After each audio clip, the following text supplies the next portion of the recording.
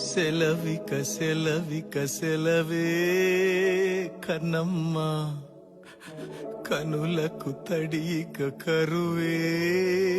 ఏయ్, ఏంట్రా కన్ను తడిసింది, అలా వాయిస్ వణికింది?